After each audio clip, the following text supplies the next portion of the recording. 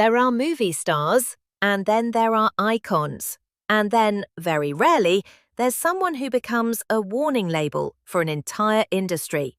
This is the story of Louise Brooks, the silent screen star whose face defined the jazz age, whose haircut launched 1,000 imitators, and whose refusal to compromise turned her into both a legend and an exile. She didn't fade away.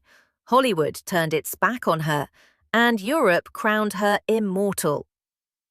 Louise Brooks was born in Kansas in 1906, not exactly a hotbed of artistic rebellion. But from early on she had two things that would define her entire life: an extraordinary physical beauty and absolute intolerance for authority.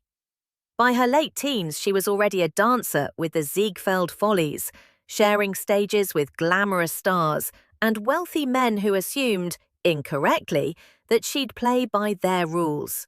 She didn't. And then there was the look, that razor-sharp black bob, those heavy-lidded eyes that suggested boredom with everything and everyone. The face that didn't ask for attention, it dared you to look away. The flapper wasn't just a fashion trend. Louise Brooks was the flapper. Hollywood signed her because she was irresistible.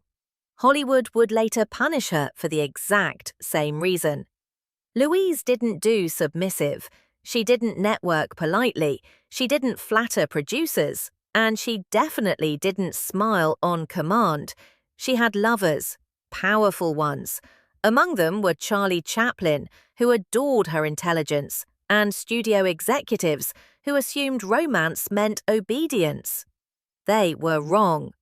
Louise was openly sexual at a time when women were expected to pretend they weren't.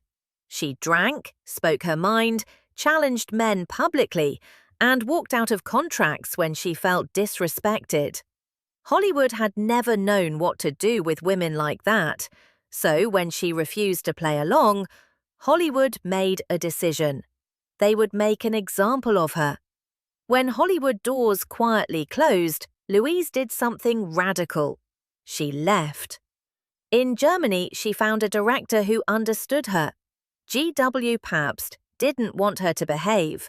He wanted her to be. And what came next changed film history forever.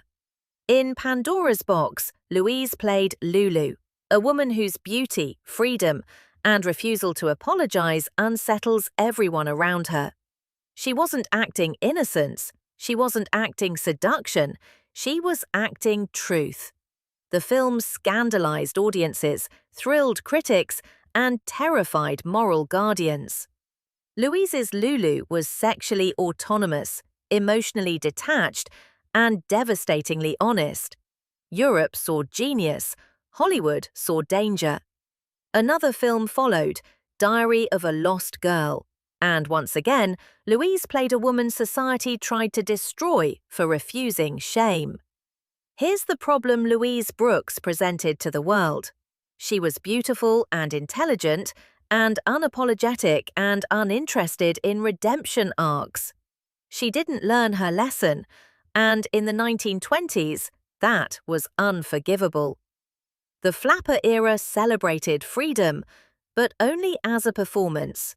Louise meant it. Then came sound films. Hollywood called. Louise refused to return under humiliating terms.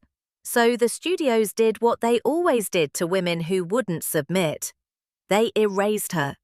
Her career collapsed, not because of talent, but because of defiance. She drifted into poverty. She worked retail. She lived in near isolation. She watched lesser stars thrive on compromises she refused to make. For decades, Louise Brooks was treated as a footnote. And she never begged her way back. In one of the great reversals of cultural history, Louise Brooks outlived the people who tried to silence her.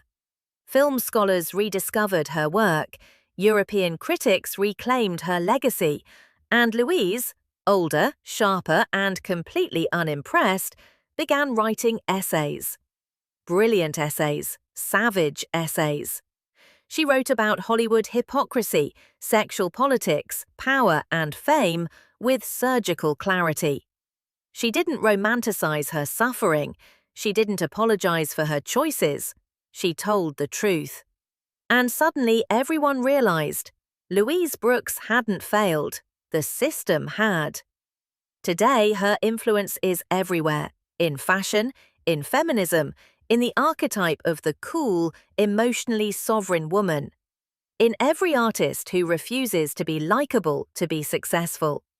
Louise Brooks taught us something dangerous, that beauty doesn't owe obedience, that talent doesn't require permission, that women are allowed to walk away, even if the cost is everything.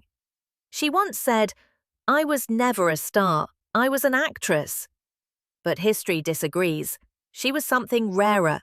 She was a woman who refused to behave, and in doing so, became immortal. If you enjoyed this story of rebellion, brilliance, and beautiful defiance, welcome to Passionate Women, where history's most powerful women finally get the last word.